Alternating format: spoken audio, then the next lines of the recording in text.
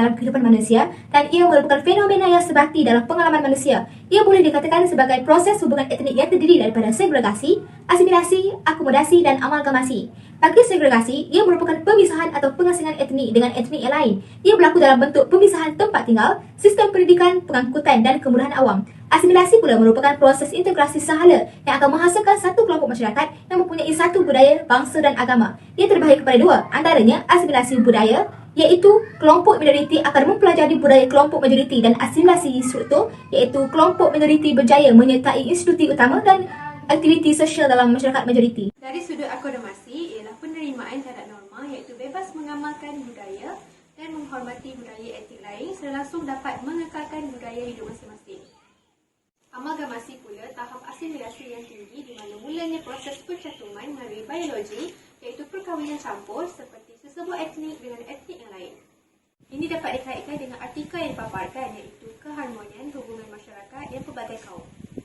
Kesimpulannya dapat membentuk negara Malaysia yang aman damai walaupun hidup dengan pelbagai etnik dan budaya.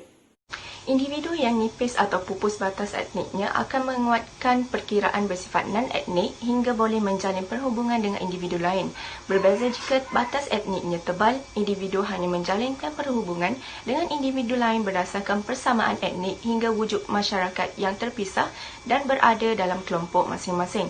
Seperti yang dinyatakan di dalam artikel yang kami pilih, iaitu pendekatan integrasi membolehkan masyarakat berbilang bangsa dan agama hidup bersama dalam suasana harmoni di samping mengekalkan identiti dan ciri bangsa masing-masing. Hubungan sosial merupakan hubungan yang melibatkan dua individu ataupun lebih. Etnik pula merupakan sekelompok manusia yang mengamalkan budaya hampir seragam dan dikelaskan kepada beberapa ciri. Yang pertama ialah adat rasam, yang kedua pola keluarga, yang ketiga pakaian, yang keempat pandangan mengenai kecantikan, yang kelima ialah organisasi politik dan yang keenam ialah kegiatan ekonomi dan hiburan. Manakala maksud hubungan sosial rentas etnik ialah sebagai interaksi, komunikasi dan pergaulan antara masyarakat tanpa mengira kaum dan budaya yang menjadikan ciri, nilai atau sifat khas kepada sesuatu bangsa.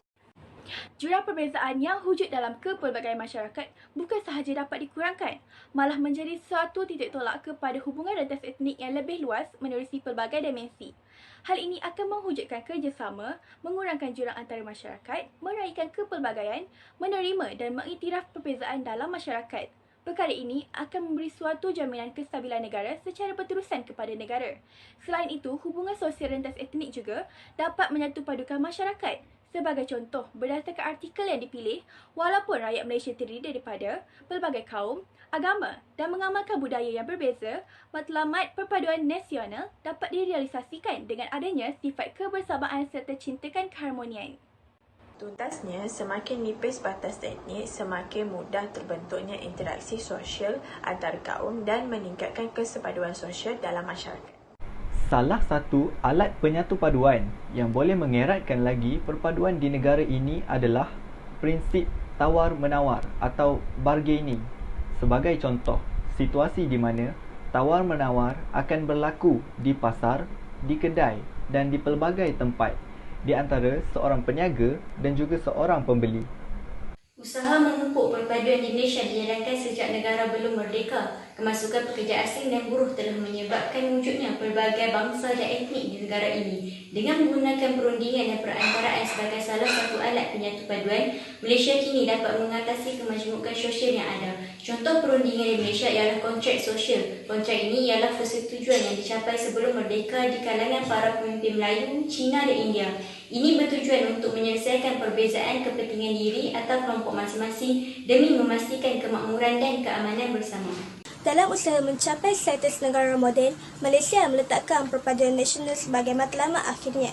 Matlamat akhir proses penyatuan ini ialah terbentuknya satu bangsa Malaysia yang terdiri daripada satu masyarakat berbilang etnik yang bersatu padu, sejahtera dan mempunyai identiti nasional tersendiri.